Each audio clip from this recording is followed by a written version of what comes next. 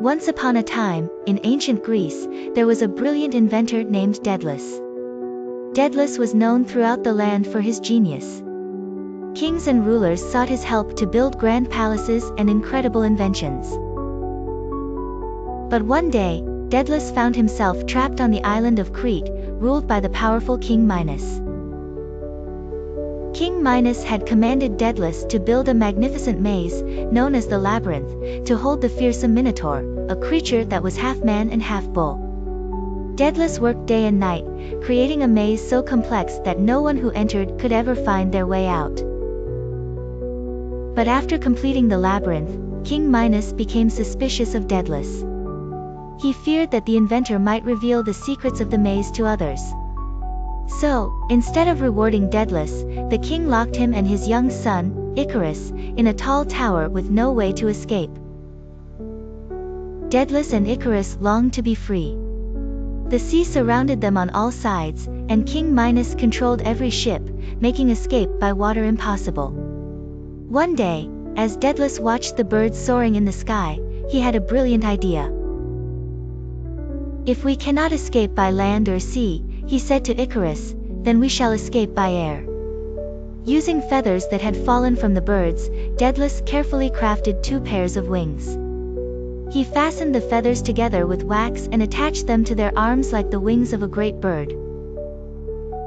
Before they took flight, Daedalus turned to his son and said, "Icarus, my dear boy, listen to me carefully. You must not fly too high, or the sun's heat will melt the wax, and the wings will fall apart. But do not fly too low either, for the sea's mist will make the feathers heavy." With a deep breath, Daedalus stretched his wings and leaped into the sky. Icarus followed, and to his amazement, he was flying. He felt the wind rush against his face, the world below growing smaller and smaller. They soared above the sea, gliding like eagles. At first, Icarus listened to his father and stayed close. But as they flew, he became overjoyed with the sensation of flight. The air was cool, the sky was vast, and he felt powerful. "I can go higher," Icarus thought to himself. Ignoring his father's warning, he flapped his wings and rose higher and higher, feeling the warmth of the sun on his skin. But as he climbed toward the sky, the heat of the sun grew stronger. The wax holding his feathers together began to melt. Suddenly, his wings started to fall apart.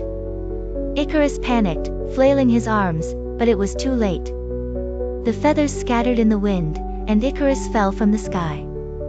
"Father," he cried as he tumbled down.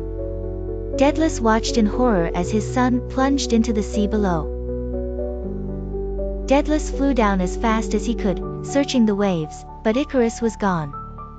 The sea had swallowed him. Heartbroken, Daedalus continued his flight until he reached the land of Sicily, where he mourned for his beloved son.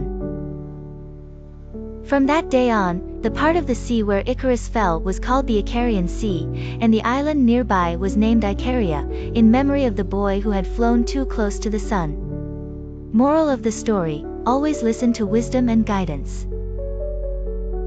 Too much pride or recklessness can lead to disaster. This famous Greek myth teaches children the importance of balance, caution, and respecting advice.